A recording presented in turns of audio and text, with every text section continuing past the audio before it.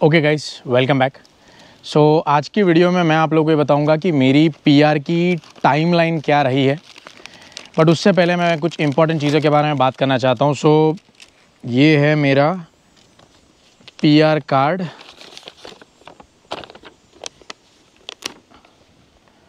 सो या this is my PR card and ये आया है मेरे बर्थडे के दिन पे, जो आज है। सो मुझे लगा आज ही वीडियो बना लेनी चाहिए अगर आज आया है तो। सो या before I talk anything about PR timeline anything, मैं आपको एक चीज़ कहना चाहता हूँ यार। पीआर कार्ड जो होता है वो 5 इयर्स के लिए वैलिड होता है। उसके बाद आपको रिन्यू कराना पड़ता है एंड वो 5 साल के अंदर अंदर अगर आप सिटीजनशिप अप्लाई करना चाहते हो तो आप कर सकते हो, ठीक है। एक उसका भी एक टाइम फ्रेम रहता है। सारा कुछ आपको canada.ca की वेबसाइट पर मिल जाएगा। बट इसका मतलब, पीआर कार्ड का मतलब ये नहीं होता है कि आपके अकाउंट में मिलियंस ऑफ डॉलर्स आ गए हैं या आपकी लाइफ में बहुत बड़े लेवल पे कुछ चेंज आने वाला है ना। आपके लाइफ में चेंज आता है आपके दिमाग से, आपकी थिंकिंग से, पीआर कार्ड से नहीं। ओके। दूसरी चीज़, पीआर कार्ड एक चेकलिस्ट के जैसे होता है। मतलब मैं पीआर कार्ड को एज अ चेकलिस्ट देखता हूँ कि ओके ये चीज़ करनी है मुझे, ये चीज़ चाहिए मुझे, ये 2 चीज़ें करने के लिए। तो पीआर कार्ड वैसे होता है। मैं that's how I look at a PR card, right. I was literally not even excited जब मेरा पीआर कार्ड आया। मेरे बर्थडे के दिन पे ही आया था। सुबह मैंने पोस्ट चेक किया और उसी में आया था। सो आई वॉज लाइक चलो ठीक है, प्रोसेस कंप्लीट हुआ मेरा पीआर कार्ड आया, अब ये झंझट खत्म हुई। तो मैंने यही थिंकिंग के साथ ही मैंने अपने आप को सोचा था, राइट। बहुतों के लिए पीआर इज़ समथिंग मैसिव, बहुत बड़े लेवल पे कुछ हो गया है उनके लिए रहता है। But I don't look at it in that manner. अभी बहुत बड़े लेवल पे तो चीज़ें करनी है यार, ये तो कुछ भी नहीं है, ठीक है। सो चलो ये हो गया। अभी हम लोग मेरे पीआर के टाइमलाइन के बारे में बात करेंगे। कब कब मुझे क्या क्या आया शुरू से बताऊंगा आपको लेके, ताकि आपको क्लियर कट आइडिया मिले अगर आप लोग OINP मास्टर्स ग्रेजुएट स्ट्रीम के अंदर पीआर अप्लाई करते हो तो। ओके। अब वो क्या है क्या नहीं इसके बारे में पता नहीं, 1000 बार मैं बोल चुका हूँ। वो वीडियोज़ में बीच बीच में बताता रहूँगा, लिंक भी डिस्क्रिप्शन में दे दूँगा तो आपको आइडिया मिलेगा क्या किसके बारे में मैंने पास्ट में बोला हुआ है, ठीक है। सो सबसे पहले मैंने 2023 दिसंबर के अंदर मेरा प्रोफाइल क्रिएट किया था। OINP मास्टर्स ग्रेजुएट स्ट्रीम के पोर्टल के ऊपर मैंने अपना प्रोफाइल क्रिएट किया था दिसंबर 2023। और उसी महीने में 15 या 20 दिन के बाद ड्रॉ निकला था, जिसमें मेरा वो कट ऑफ जो था उसके अच्छा ऊपर ही था मेरा स्कोर, तो मैं आ गया था उसके अंदर, वो कट ऑफ के अंदर। And then I applied in 2024 January. December I think 17 या 18 को ड्रॉ निकला था। एंड उसके बाद वो दे गिव यू लाइक 15-20 बच्चे, कुछ महीना 1 महीना ऐसा कुछ टाइम रहता है आपके पास। मुझे एक्जैक्टली याद भी नहीं है कितना टाइम रहता है, बट वो कुछ टाइम फ्रेम रहता है। वो टाइम फ्रेम में आप लोग को अप्लाई करना होता है। मतलब जो भी आप लोगों ने बोला था वो सारा आपको प्रोवाइड करना है, डॉक्यूमेंट्स प्रोवाइड करने, सारा कुछ देना होता है। तो वो मैंने किया था 2024 जनवरी के अंदर अप्लाई, ठीक है। फिर 2024 मई के अंदर मेरा PNP आता है। अब मेरा PNP कैसे आया, क्या है क्या नहीं, ये वाली वीडियो चेक कर लेना। ये वाली वीडियो के अंदर मैंने A to Z सब कुछ एक्सप्लेन किया हुआ है, किस तरीके से मैंने स्टेप बाय स्टेप क्या क्या डॉक्यूमेंट्स प्रोवाइड किए थे, IELTS का स्कोर क्या था, OINP में आप लोग किस तरीके से अप्लाई कर सकते हो, सारा कुछ एक्सप्लेन्ड है। तो बार बार वो चीज़ें मैं वीडियोज़ के अंदर एक्सप्लेन करके आपको पकाना नहीं चाहता हूँ, ठीक है। ओके। सो मेरा PNP आया मई 2024 के अंदर, जो थे जनवरी से फरवरी, मार्च, अप्रैल, मई। 4 महीने लगे मेरे PNP को आने में। And it was a very smooth and easy process. कोई प्रॉब्लम मुझे PNP जो ओंटारियो देता है उसमें प्रॉब्लम नहीं आया। मुझे प्रॉब्लम कहाँ आया वो मैं आपको आगे एक्सप्लेन करता हूँ। ओके। सो 2024 में PNP, उसके बाद 2024 में मैंने उसी टाइम पे फेडरल में फ़ाइल रख दी थी। जब आपका PNP आता है आपको कुछ कुछ डॉक्यूमेंट्स वो देते हैं, लेटर देते हैं, OINP का जो नॉमिनेशन लेटर रहता है, सारी और भी चीज़ें रहती है। तो उसके साथ आप लोग को फेडरल में फ़ाइल रखनी होती है। उसके लिए भी एक टाइम फ्रेम रहता है कि इतने टाइम में आप लोग अपनी फ़ाइल फेडरल में रख देना वगैरह वगैरह। तो वो सब कुछ मैंने 15-20 दिन के अंदर फिनिश कर दिया था। तो 2024 मई के अंदर फेडरल में फ़ाइल रख दी। अब 2024 सितंबर में मेरा AOR and biometrics fee payment आया। अब मैंने यहाँ पे एक ब्लंडर मिस्टेक किया था जो मैं आपको नहीं कहूँगा करने के लिए। ओके। सो मई से जून, जून से जुलाई, जुलाई से अगस्त, अगस्त से सितंबर, अगेन 4 मंथ्स मतलब सितंबर में मेरा AOR and biometrics fee payment आया। अब बायोमेट्रिक्स फ़ी पेमेंट क्यों आया? बिकॉज जब मैंने फेडरल में फ़ाइल रखी थी तभी वो लोगों ने बोला था कि भाई आप बायोमेट्रिक्स के लिए पैसा भर दो। एंड मेरे दोस्तों ने भर दिया। एंड आई वॉज लाइक नहीं, मैंने इंडिया में बायोमेट्रिक्स करवाया है तो मुझे यहाँ पर पैसा भरने की ज़रूरत नहीं है। ऐसी थिंकिंग के साथ मैंने पैसे नहीं भरे। बट ऐसा नहीं होता है। हमको लगता है कि बायोमेट्रिक्स हमारा 10 ईयर्स के लिए वैलिड होता है, ऐसा नहीं है भाई। जो इंडिया में आप बायोमेट्रिक्स कराते हो वो एक अलग चीज़ है। जब आप कनाडा में फ़ाइल रखते हो अपनी PAR के लिए तो आपको यहाँ पे अलग से बायोमेट्रिक्स करवाना पड़ता है। ओके, सो ये गलती मत करना। ये चक्कर में मेरे 3 महीने वेस्ट हुए हैं। ये मैं आपको आगे बताता हूँ क्यों वेस्ट हुए, आपको धीरे धीरे पता लगेगा। सो या बायोमेट्रिक्स का फ़ी जब आप फेडरल में फ़ाइल रखते हो अपनी, जैसे PNP आता है फेडरल में फ़ाइल रखते हो, तभी बायोमेट्रिक्स का फ़ी पे कर देना। बिकॉज जो मुझे AOR के साथ बायोमेट्रिक्स फ़ी पेमेंट आया, मेरा BIL आ जाता है AOR के साथ, तो मेरा बायोमेट्रिक्स का प्रोसेस फटफट कंप्लीट होता।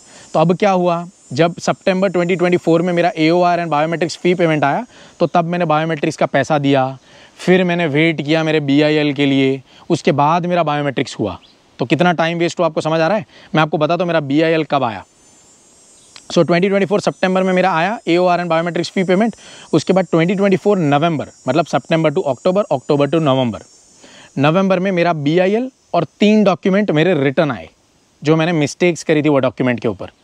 इसके ऊपर भी वीडियो मेरे चैनल के ऊपर आपको देखने मिल जाएगा, डिटेल्ड वीडियो बना रखा है, हर चीज़ एक्सप्लेन्ड है वो वीडियो के अंदर। डिस्क्रिप्शन में लिंक दे दूंगा दोनों वीडियोज़ के, जो पहले बताया और अभी बता रहा हूँ कि भाई क्या क्या मिस्टेक्स मैंने करी थी, बिकॉज बार बार वो चीज़ें रिपीट नहीं करनी है मुझे, जैसे मैं बता रहा हूँ आप लोगों को। तो वो 3 डॉक्यूमेंट में क्या मिस्टेक्स करी थी वो वीडियोज़ के अंदर डिटेल में एक्सप्लेन्ड है, एंड आपको वो मिस्टेक्स नहीं करनी है, वो भी आपको वीडियो देखोगे तो आइडिया लग जाएगा। ओके, सो नवंबर में मेरा बायोमेट्रिक्स इंस्ट्रक्शन लेटर आया। अब वो बायोमेट्रिक्स इंस्ट्रक्शन लेटर के साथ मैं अपना बायोमेट्रिक्स करवा सकता हूँ। तो नवंबर 21 को, जहाँ तक मुझे याद है 2024, मेरा बायोमेट्रिक्स इंस्ट्रक्शन लेटर आया था। एंड 27 नवंबर को मैंने अपना बायोमेट्रिक्स का डेट बुक किया था, एंड मैंने अपना बायोमेट्रिक्स फिनिश किया था 27 नवंबर को। ओके, तो बायोमेट्रिक्स हो गया। अब तीनों डॉक्यूमेंट भी हो गए, वो मैंने सारा कुछ झंझट करके सब अपलोड कर दिया उनके वेबसाइट पे। मतलब PR पोर्टल जो आपका होता है ना, वहीं पे आप लोग ऊपर जाओगे कहीं पे, तो वहाँ पे अपलोड का सेक्शन और सारा कुछ दिखाता है, वहीं पे आपको सारे डॉक्यूमेंट्स एंड ऑल अपलोड कर देने होते हैं। सो अपलोड हो गया, बात खत्म हो गई। 28 नवंबर को मेरा बायोमेट्रिक्स डन, फिनिश्ड। अब 2024 दिसंबर में मेरा प्री अराइवल लेटर आता है, मतलब नवंबर 28 को मेरा बायोमेट्रिक्स हुआ, उसके बाद विदिन 20-25 डेज़ में मेरा प्री अराइवल लेटर आ गया था 2024 दिसंबर के अंदर।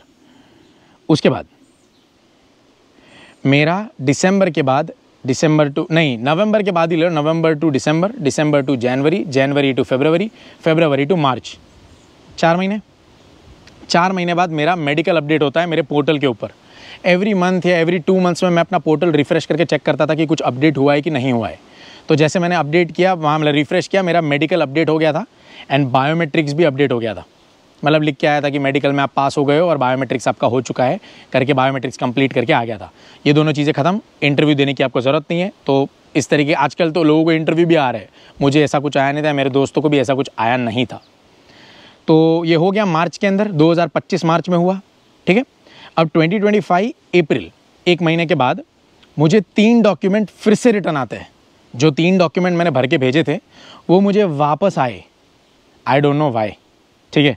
अब वो 3 डॉक्यूमेंट थे background declaration, travel history form, और एक और गलती थी जो मैंने करी थी जब मैंने अपनी कंपनी चेंज करी थी। 1 मिनट, जब मैंने PNP अप्लाई किया था तो मैं ईटोबिको में रहता था, मैं कोई और कंपनी के लिए काम करता था, मेरा सैलरी कुछ और था, मेरी पोजीशन कुछ और थी। बट जब मैं यहाँ पे मूव हुआ, ठीक है, ये विलेज के अंदर, तो तब मैंने कंपनी चेंज करी, मेरी पोजीशन कुछ और थी। मेरी पोजीशन ऊपर ही थी, नीचे नहीं थी, एक स्टेप ऊपर ही गया था, मेरी सैलरी भी ऊपर ही गई थी, सब कुछ ऊपर ही गया था। But I didn't inform to IRCC कि मैंने चेंज किया है, बिकॉज मुझे ऐसा लगा कि भाई मेरे अकाउंट में पे स्टब तो पड़ ही रहा है, तो वो लोगों को पता लग जाएगा मैंने चेंज किया है। एंड वैसे भी मैंने पहले कौन सी कंपनी में काम करता था वो सैलरी में दिखा चुका हूँ, सारे पे स्टब्स भी प्रोवाइड करे थे, कंपनी ने लेटर भी लिख के दिया था, सारा कुछ। वो मेरी मिस्टेक थी, ठीक है। सो ये मिस्टेक आप लोग मत करना। मुझे लगा कि हो जाता है यार, PNP के अंदर दिखा दिया तो अभी फेडरल में दिखाने की क्या ज़रूरत है, ऐसा नहीं है। वो सब कुछ रिटर्न भेजते हैं वो लोग, सारे डॉक्यूमेंट्स जो आपके जॉब से लिंक्ड है, जो आपकी पार्ट टाइम जॉब से लिंक्ड है, जो आपके ट्रैवल फॉर्म से लिंक्ड है, सब कुछ रिटर्न आता है, जस्ट बिकॉज ऑफ कि मैंने अपना जॉब का अपडेट नहीं दिया वो लोगों को। तो फिर मैंने क्या किया, मेरी ये वाली कंपनी के अंदर गया, मैंने लेटर लिखवाया मेरे प्लांट मैनेजर से कि भाई लिखो इस तरीके से, एंड मेरा पे क्या है, पोजीशन क्या है, ये फुल टाइम परमानेंट वगैरह वगैरह सारा कुछ। पे स्लिप्स उन्होंने 3 महीने के मांगे थे, मैंने 5 मंथ्स के पे स्लिप्स प्रोवाइड किए, पे स्टब्स आई मीन।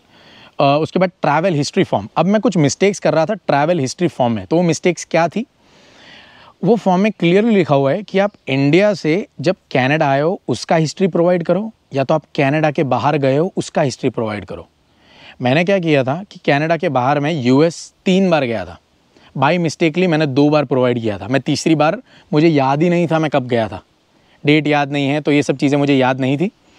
तो ये मैं आपको वेबसाइट बता दूंगा। अगर आप यूएस गए हो ना, तो वो यूएस के आप जैसे अपना पासपोर्ट का डिटेल्स और ये सब डालते हो, आपको पूरा बता देता है कि आप कब यूएस के अंदर एंटर किए थे, कब यूएस से वापस आए, सारा कुछ बता देता है ये वाली वेबसाइट के ऊपर।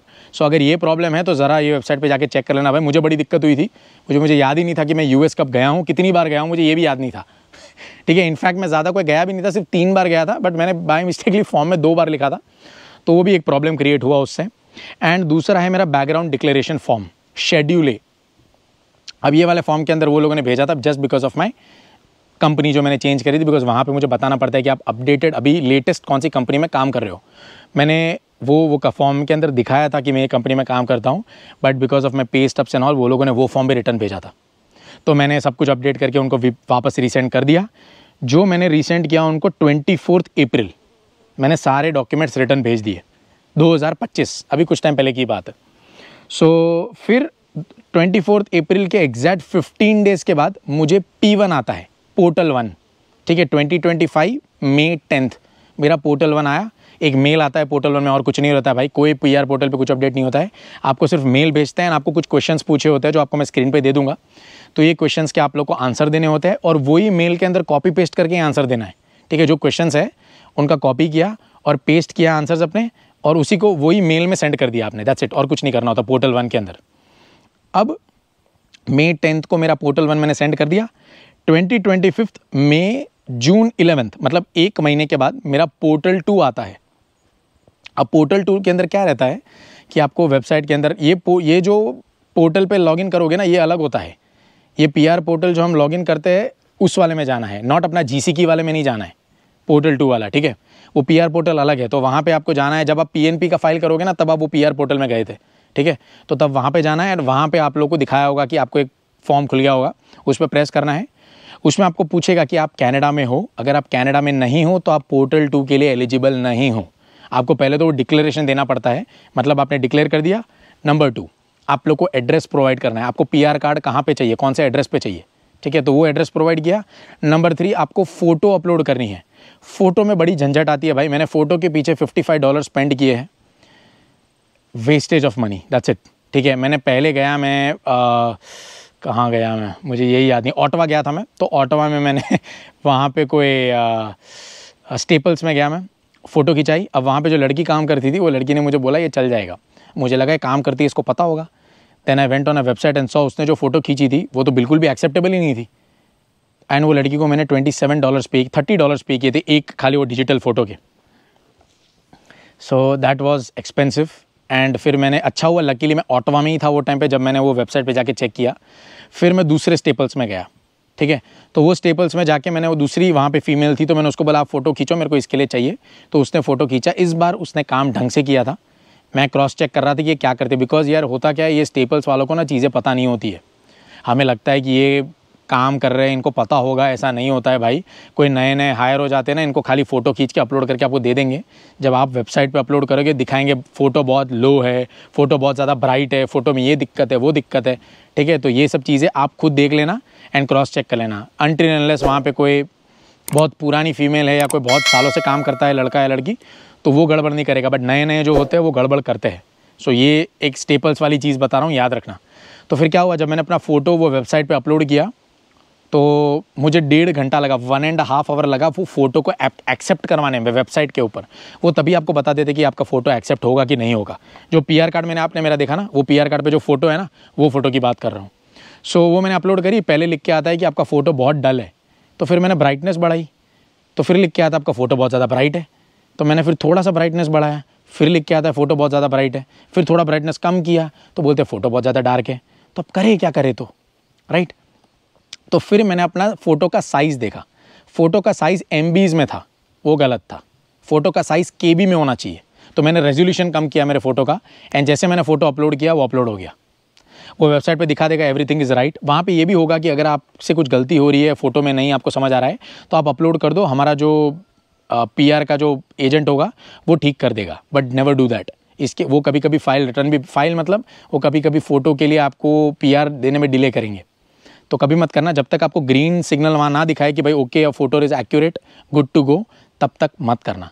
सिंपल है भाई, रेजोल्यूशन कम कर दो, वो फोटो का ब्राइटनेस डार्कनेस कम हो जाएगा, अपने आप फोटो एक्सेप्ट हो जाता है। पिक्सल्स आपके कम हो जाते हैं फोटो में, और कुछ नहीं है, ठीक है। इसलिए वो वेबसाइट एक्सेप्ट नहीं कर रहा था। तो जैसे मैंने साइज़ कम करी, एक्सेप्ट हो गया, मेरा पोर्टल 2 मैंने सबमिट कर दिया। जून 11 को मेरा 2025 मेरा पोर्टल 2 सबमिट हो गया।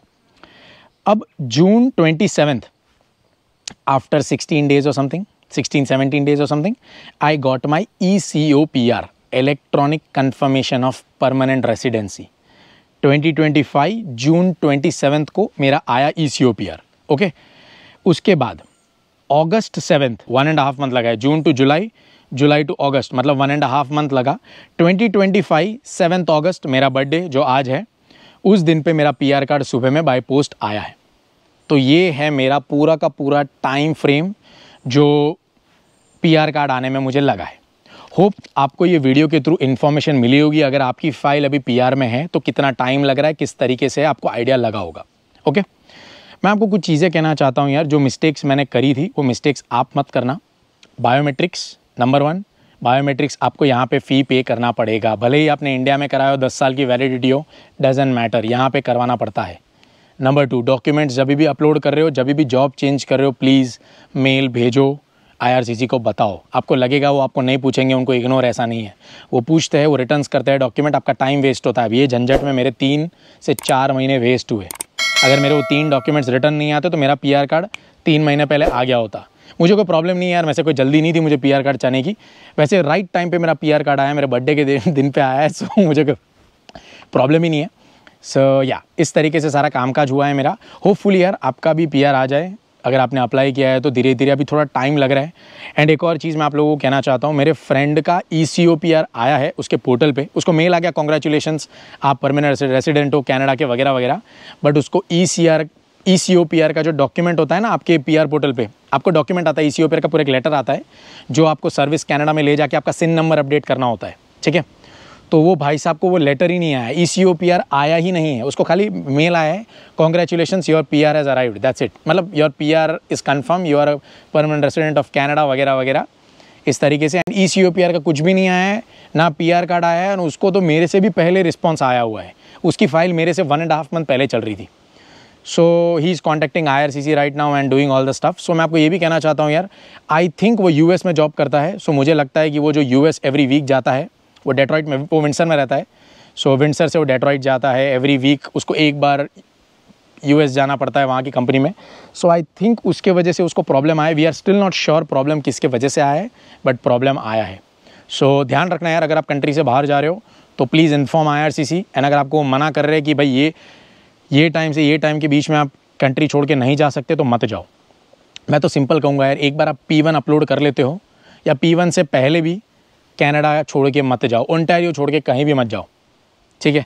P1 आने तक, जब तक आपका पीआर कार्ड आपके हाथ में नहीं आता ना, ओंटारियो छोड़ के कहीं भी मत जाओ, वरना इश्यूज़ हो सकते हैं। सो ये था आज का वीडियो, कैसा लगा कमेंट करके बताना भाई। Please don't take things too much on your head, ठीक है। PR card is just a PR card, ठीक है। एंड इससे और कुछ एडवांटेजेस मिलते हैं, ज़्यादा इसको बहुत बड़ा बना मत दो, जैसे पता नहीं क्या हो गया है, ठीक है। ओके, आ गया, good, thank you man. Comment करो, लाइक करो, शेयर करो, एंड सबको बताओ कितना टाइम लगता है OINP मास्टर्स ग्रेजुएट स्ट्रीम के अंदर। फिर मिलते हैं अगली वीडियो के अंदर, तब तक के लिए बाय बाय।